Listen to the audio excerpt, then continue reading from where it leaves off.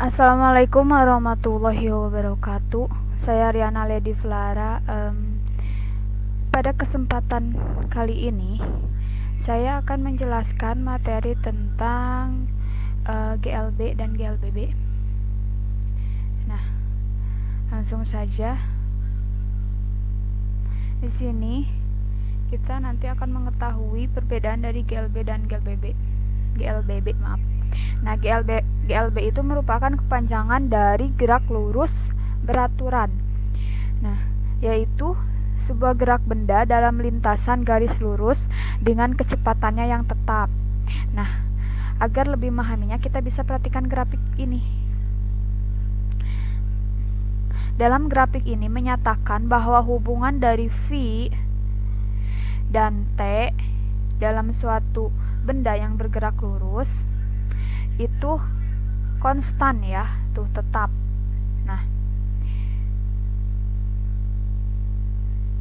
jadi ketika misalkan benda bergerak dalam selang waktu 5 meter per sekon, itu kecepatannya akan sama gitu ya intinya. Nah, semua benda yang bergerak lurus beraturan akan memiliki grafik Vt yang bentuknya seperti gambar yang tadi. Nah, untuk dapat menghitung berapa sih kecepatan suatu benda jika disajikan dalam bentuk grafik seperti ini, maka kita dapat menghitungnya dengan cara ini. Jarak yang ditempuh suatu benda sama dengan luas daerah yang diarsir pada grafik Vt. Jadi, untuk menentukan S-nya kan S itu jarak ya, satuannya meter. Nah, jadi untuk menentukan jaraknya itu sama dengan ini luas daerah yang diarsir pada grafik Vt. Jadi, panjang kali lebar, kan ini persegi panjang, nanti tinggal dikain aja, berarti tinggal 3 kali 5, nanti didapatlah nilai jarak tempuhnya gitu ya. Nah, untuk mencari, kalau ditanyakan berapa kecepatannya, berarti tinggal V itu kan V sama dengan S per T ya, berarti nanti jarak yang diperoleh dari sini dibagi waktunya gitu. Kemudian GLBB. GLBB ini merupakan kepanjangan dari gerak lurus berubah beraturan. Nah, konsep dari GLBB itu ini. Nah, GLBB adalah gerak benda dalam lintasan garis lurus dengan memiliki percepatan yang tetap. Jadi, ciri utama dari GLBB itu adalah dari waktu ke waktu kecepatan bendanya itu berubah. Bisa semakin lambat atau semakin cepat gitu ya. Nah, dengan kata lain gerak bendanya dipercepat. Kalau misalkan GLBB-nya dipercepat, namun dengan demikian GLBB juga dapat berarti bahwa dari waktu ke waktu kecepatan benda berubah-ubah, semakin lambat hingga akhirnya berhenti. Dalam hal ini benda akan mengalami perlambatan yang tetap, akan tetapi dalam kajian ini kita tidak menggunakan istilah perlambatan, namun kita menggunakan percepatan. Jadi kalau misalkan diperlambat, mungkin nanti tandanya akan menjadi negatif gitu ya. Nah, contohnya ketika kita mengendarai sebuah mobil ya. Ketika kita mengendarai semua mobil kan kecepatan mobil itu ada kalanya cepat, ada kalanya lambat, tetapi pada akhirnya mobil itu akan berhenti. Nah, ketika mobil berhenti, maka nilai T-nya adalah 0 ya. Nah, kemudian contoh GLBB dalam kehidupan sehari-hari yang dipercepat ya. Nah, contoh GLBB dipercepat itu adalah peristiwa jatuh bebas. Nah, ketika benda jatuh dari ketinggian tertentu dari atas, maka semakin lama benda akan bergerak semakin cepat. Jadi ketika benda jatuh dari ketinggian tertentu, maka akan semakin cepat ya.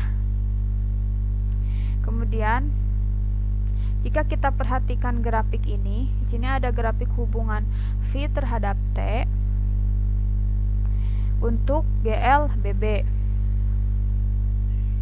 Nah, ini adalah persamaan dari mencari percepatan suatu benda di mana delta V sama di mana A sama dengan delta V dibagi delta T. Nah, delta V-nya sendiri merupakan V2 dikurangi V1 atau V akhir dikurangi V awal. Begitupun delta T-nya merupakan T2 dikurangi T1 atau T akhir dikurangi T awal. Maka nilai A-nya akan menjadi, atau persamaan untuk mencari A-nya sama dengan Vt dikurangi V0 dibagi T.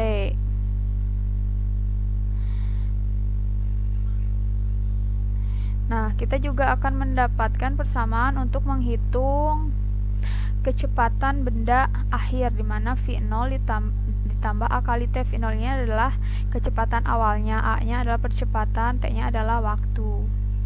Perhatikan bahwa selama selang waktu T, pada ketinggian tertentu ya. Nah, kecepatan benda berubah dari V0 menjadi Vt, sehingga kecepatan rata-ratanya dapat dirumuskan seperti berikut. Nah, ini untuk mencari kecepatan rata-rata. Jadi ya ibaratnya kayak mobil lah. Mobil kan awalnya berhenti. Misalkan kita mau berangkat dari kota A ke kota B, kan mobil awalnya berhenti, kemudian berjalan, maka T1-nya itu 0 gitu. Ketika mobil berjalan misalkan dengan kecepatan 40 meter per sekon, maka berarti Vt-nya 40 gitu kan.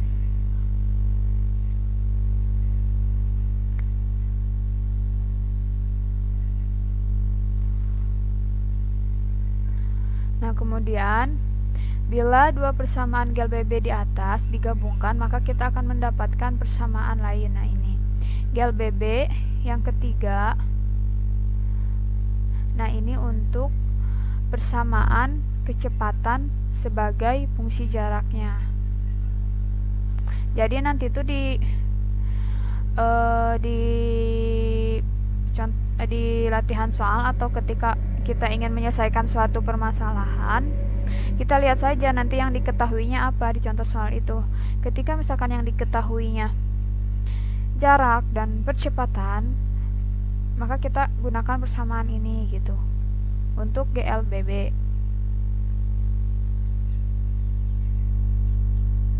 Kemudian, nah ini ada contoh gerak lurus berubah beraturan. Yang pertama ada gerak jatuh bebas.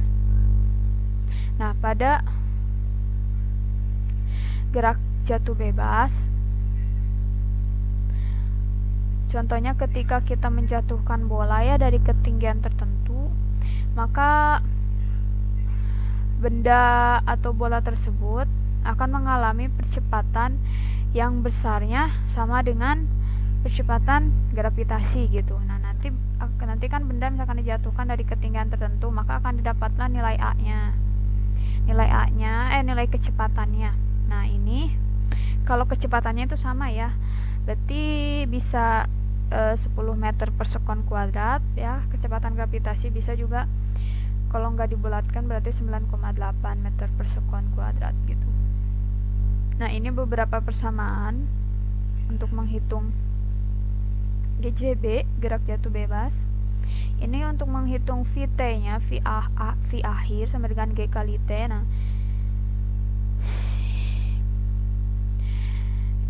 Nah, jika dijelaskan ada variabel H yang diketahui, maka untuk menentukan nilai dari kecepatannya, maka gunakan persamaan ini, akar dari 2GH gitu ya. Nah, ini persamaan akhirnya ketika kita akan menghitung T atau waktu pada GJB, di mana T sama dengan akar 2H per G. H adalah ketinggian, G adalah gravitasi bumi. Dari persamaan waktu jatuh terlihat bahwa waktu jatuh benda bebas hanya dipengaruhi oleh dua faktor, yaitu H dan G saja. Jadi, berat dan besaran-besaran lain tidak mempengaruhi waktu jatuh. Artinya, meskipun berbeda beratnya, dua benda yang jatuh dari ketinggian yang sama di tempat yang sama akan jatuh dalam waktu bersamaan. Nah, sebenarnya ini bisa saja terjadi fenomena ini. Contohnya, ketika kita menjatuhkan kertas dan atau mungkin kapas dan batu,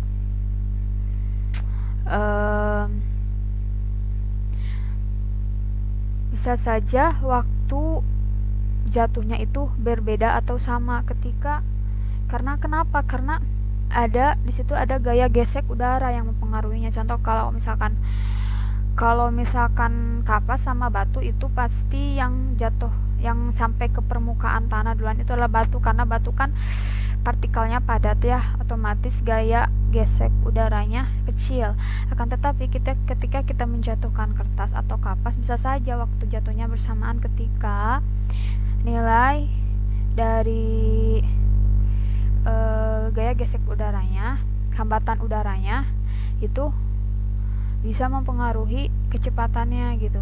Jadi bisa saja nanti waktu untuk menempuh permukaan tanahnya itu sama gitu.